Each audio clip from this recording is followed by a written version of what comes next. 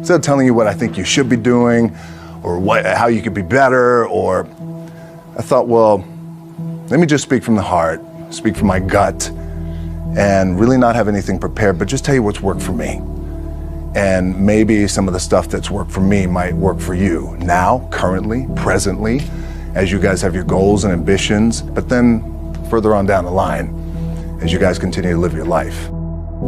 This idea and this notion that you could be anything you want, you can accomplish anything you want, right? We hear that. You've heard that from the time you were little boys. You hear that now. You're already incredibly accomplished. You guys know that.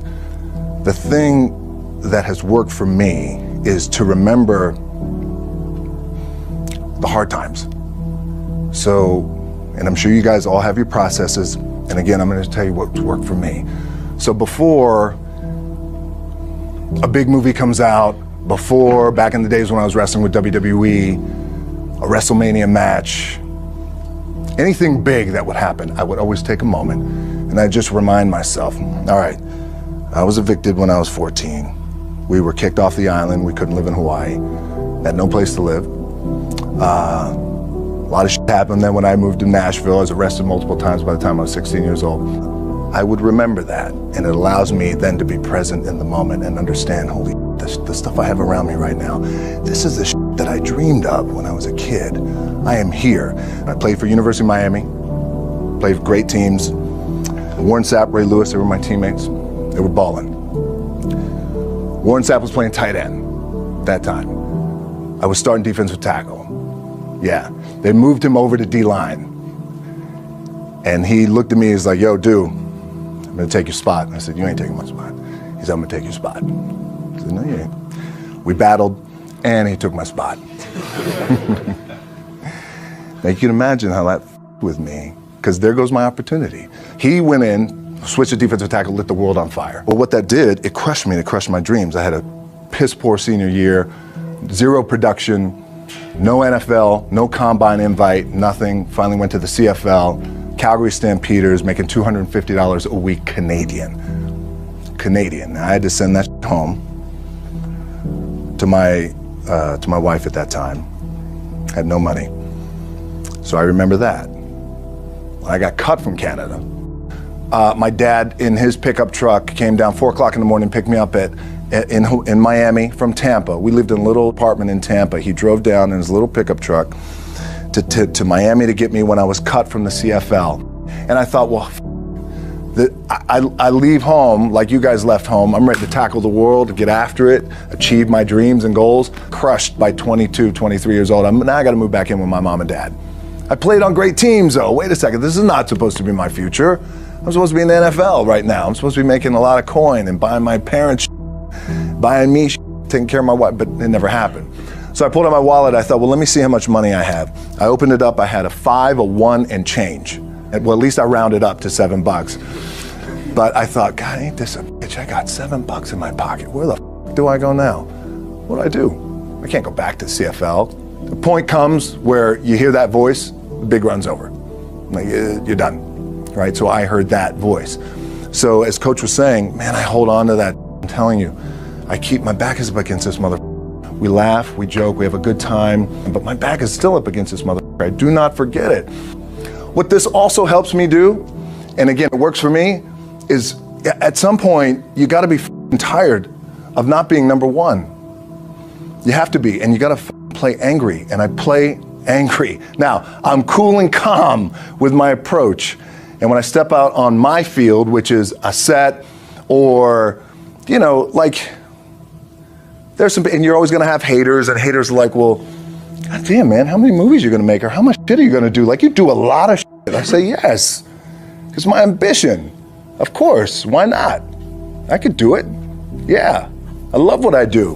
And not only that, but in what world do we not work every day? My back is up against this thing, you know, and I started to play angry, by the way, and I still play angry.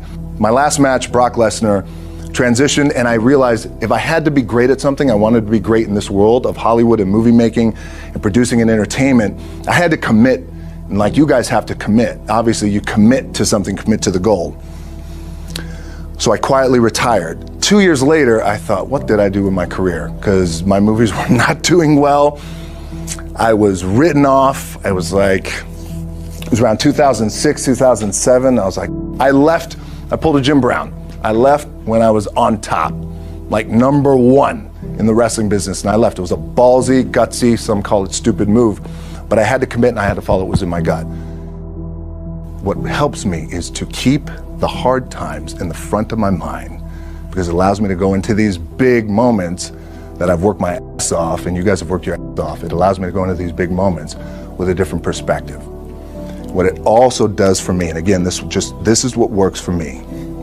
Like, my back is up against this mother every day. It's against this wall. But it's up against this mother because it's what I believe in. And when my back is against this mother, then there's nowhere to go. The only thing that's going to make you happy, my friend, in this year or any other, is to step up. It's to raise the standard. It's to discover what you're capable of and feel that incredible power of pushing through whatever's holding you back and get to the other side of more of your true self. Don't let this year be like last. And if last year was great, still don't let it be that way. Raise the standard. It's not what we get that make us happy. It's who we become and what we're able to give because we become more. You want to know how to change your life? I give it to you in 3 words, boring as it sounds: raise your standards. There's no excuse for not living up to the fullest potential. No excuse. And I stopped being a victim. I stopped saying I've got to wait for good things to happen to me. And I said I'm going to grind. I'm going to fight. I'm going to work. I'm going to press forward. I'm going to learn. I'm going to do everything in my power. Every single day, I'm going to do everything in my power to become a victor and not a victim. Winners win and losers lose. I can't explain it any better than that. But winners win. And if you create a culture of losing, if you keep being a victim, it's going to become a culture. What does it take to successfully create a lasting change in your life? To not only have a New Year's resolution you follow through on, but really have a lasting change. The secret is progress. Getting things is not going to make you happy. That's good news in a tough economy. It's a good reminder. You know, it doesn't matter what you get. Doesn't matter whether it be money or opportunity. All those things might excite you for the moment. You know, even a relationship, as magnificent it may be, might be exciting for a while. But if you don't keep growing, that relationship isn't going to stay exciting. Progress equals happiness. And if we can make progress on a regular basis, we feel alive. And that's why at the beginning of the year, we get this thing like, okay, I can have this fresh start. I can really do what my soul desires. I can expand. I can grow. I can improve. I can change. Or maybe better than change, I could progress.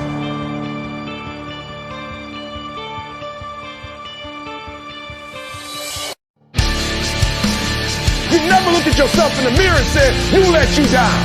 Until you get to that point, you let you down. You're not brave enough. You want to put it on somebody else. The reason why I'm not successful is because of my boss. Have you ever looked at yourself in the mirror and said, I'm not getting up on time. I'm not going to work on time. I'm not putting in 120% when I'm at work. I let me down. I have standards. I have values. I value myself enough to give 120% or don't do it. That's the problem with some of you. You always want to blame other people. You want to hold other people to the fire, but you're not holding yourself to the fire. You need to tell you no more TV, no more snacks, no more dessert, no, we working out now. No more alcohol, not right now. I can't handle it right now. You need to tell you that you owe you something. You know what's so funny? We want people to make guarantees to us, but we're not willing to make guarantees to ourselves. And if you're going to be successful in life, if you're going to nail it, if you're going to go from good to great, you got to get to a point where you go from now to birth. What does that mean? Action. You are strong because you used to be weak. You found a way to get back up again and again in situations that seemed bleak. You kept moving forward when others started to retreat. Your will to win is impeccable. And that's what makes you so hard to defeat. Your mindset is set to unbreakable. In the face of seemingly insurmountable odds, you remain unshakable. They thought they could break you, but they were sadly mistaken. You took your misery and turned it into history and accomplished feats that were not only earth-shaking, they were also record-breaking. Bruce Lee said, don't pray for an easy life. Pray for the strength to endure a difficult one. I guess you said your prayers because you stand tall in situations where most would run. The world gets so caught up in measurables like height, weight, speed, IQ tests. But the most important measurable of all is the one they can never test. And that's the heart of a champion and the will to win. The passion and desire to fight, and fight to the very end. Just when they expect you to break like a levee, that's when you're at your best. Locked, loaded, and ready. And you tell life, bring it on. Please test me, because they underestimated you and labeled you a loser. But at this very moment, you decided to be a chooser, because you chose to dig deeper than you ever had before. And that's the exact reason why success is now knocking at your door. For so long you were losing, but you knew you deserved so much more. And that's when your will to win kicked in and helped you ascend to the ceiling from the floor. And now there are no limits to the realms of greatness you will reach. The will to win is something they can never teach.